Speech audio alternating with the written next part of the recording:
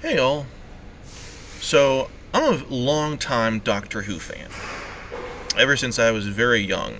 Um, in fact, one of the first things that I ever saw on a television screen, movies or TV shows or anything, one of the first things I ever saw was Doctor Who: The Dalek Invasion of Earth. My dad got it on VHS from the local library. Long time ago.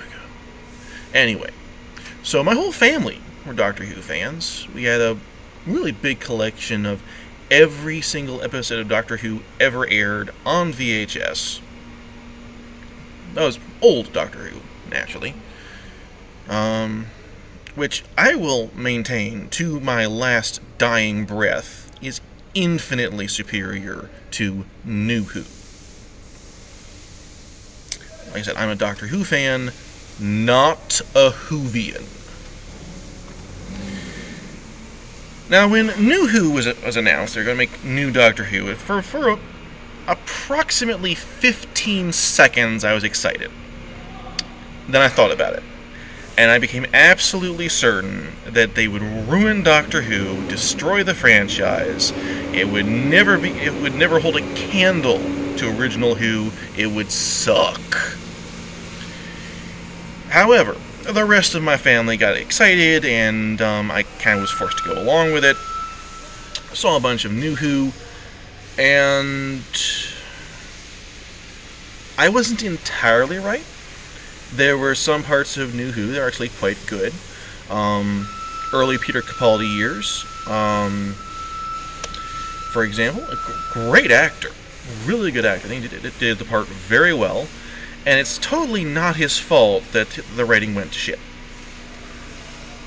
But anyway, I stopped watching towards later Peter Capaldi. The rest of my family struggled on blindly for a little while, and then one by one also gave up. So I've missed out on the last few years of Doctor Who, and what I've heard about it, I don't regret that at all. But now there's yet a new chapter in the degradation of Doctor Who. I watched a few reviews of the latest episode, Devil's Chords. Devil's Chord singular, I think. Anyway, I digress. And it's a little depressing because I think they could have made a really good story with that.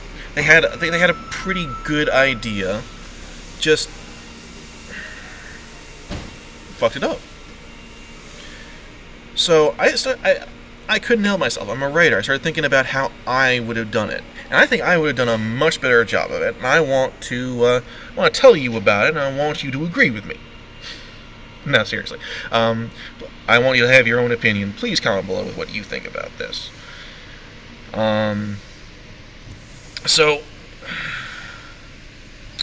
Doctor Who and Companion go back in time to EMI to see the Beatles and whoever. Only all the music is gone. It sucks. Like in the actual show that was aired. The maestro appears. Mostly things go as they did in the actual show. But at a certain point, the Doctor wants to run away, and his companion, whose name I can't remember, convinces him not to, or tries to, and he sort of kind of seems to go along with it. He looks like he's thinking, and he says, "Okay, I have a plan. I need you to stay here and keep the maestro occupied." And so there's a little angst here because the way the Doctor's been acting, he can't be entirely certain that he's not just running away. So what's her name sits down at the piano and starts to play, and the maestro is there and is sucking up the music. And I want to put in a little sort of a horror element here, kind of like some of the really good horror Doctor Who stories like they used to have. I can't remember any of the names right now, like the second Ronnie one, or what was it? Never mind, I digress again. So the maestro is sucking away not just her music, but her life, all the memories, all the moments that this music brings back to her. It's all gone. It's every moment she's playing. The maestro isn't just taking her music. The maestro is taking her life. And then finally, we see her suffering and persevering in this faint hope that the Doctor will actually come back. And at the very end, there's just one song left, deep in her soul, and the maestro wants it really bad. And she's fighting desperately against it, but she's losing. And then suddenly, we hear the TARDIS. The Doctor is back, and he steps out, holding up a white flag. And he offers the maestro a deal. If the maestro will release his companion, he, the Doctor, will give the maestro the greatest music of all time. Or some of the greatest music of all time, anyway. The maestro is doubtful, but offers to see who it is the Doctor is offering. The Doctor brings out an elderly man dressed in Renaissance clothing. The maestro takes one look at him and says, "Yes, the deal is on." Maestro releases the companion. Companion falls over and is almost dead. Is dying, basically. So much of her soul has been taken, she's dying. And the Doctor turns to the man with him and addresses him as Maestro. Now, the Maestro, the villain, called Fake Maestro from now on, says, "I'm the Maestro." The Doctor says, "No, not you, the real Maestro." And he turns to the real Maestro and tells him to start conducting. The real Maestro looks around and says, "There's no orchestra." And the Doctor says to him something, but his back is turned to the Doctor, and he doesn't hear it. The Doctor taps him on the shoulder, turns around and shouts, "What?" So like, he's deaf. So what's going on here? The Doctor brought a deaf man, and the Doctor a deaf conductor. The Doctor says to him that the orchestra is there, they're just out of sight, but they can see him. The real Maestro says, "How can I conduct an orchestra when I've never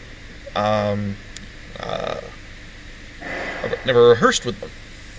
The Doctor says, they've studied, they know your work perfectly. All you need to do is start conducting. And the man keeps raising objections, and he's insulting the Doctor. And I want to do a little callback to like earlier Who, where the Doctor would just be insulted and belittled and berated, and you just need to go along with it, like in Mark of the Ronnie, which had some really funny parts of that. So eventually, the real Maestro says to the Doctor something like, "So you want me to conduct an orchestra I cannot see, I've never rehearsed with, without my notes, without this, without that, without even a baton?" The Doctor says, "No, of course not." And he produces a baton and says, "Here you are." The real Maestro, obviously, is very doubtful, but sighs, acquiesces. He raises his baton, and he starts to conduct, and music pours out from nowhere. Like, this magnificent orchestra is playing. And the Doctor hurries to his companion, while the fake Maestro is soaking up the music. And so the Doctor tends to his companion, and he explains he had to go really far back and search really hard to find the one person who could really defeat the Maestro. And the fake Maestro, that is. The companion asks who that is. The Doctor says something like, "Just watch." And so they're watching, and the music just keeps coming. The real Maestro is shifting from symphony to symphony, going through an entire lifetimes of work, and it's beautiful music, and it's perfectly played by this invisible orchestra. And the maestro is sucking it up, and then at a certain point, the fake maestro starts getting worried because it just keeps coming.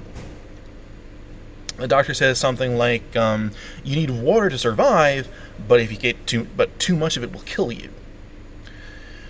And the real maestro is smiling as he's conducting. He loves it. He loves that the music is coming out. It's perfect.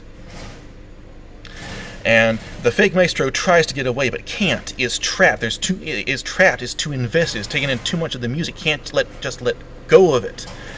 And it's too much. And the real maestro launches into yet another symphony, and it's the Ode to Joy.